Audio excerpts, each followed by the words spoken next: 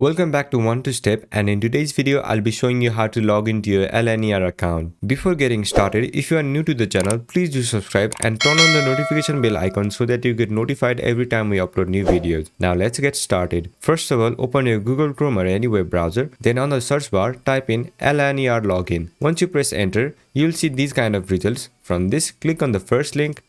Then it will take you to this login page. On this page, you can log in with your Google ID, your Apple ID or your Facebook ID, or you can go ahead and enter your email and your password. And if you are new to Lner, you can create a new account by clicking on this link. Now once you are set, go ahead and enter your email address. After you have entered your email address, you can enter your password. And in case if you don't remember your password, you can click on this link to recover your account. Once everything is set, make sure you have entered your correct credentials. Then click on sign in button and you'll be logged into your account. That's it for this video. I hope this video was helpful, and if it was, don't forget to leave a like, comment and subscribe, and turn on the notification bell icon so that you get notified every time we upload new videos. And I will catch you on the next one.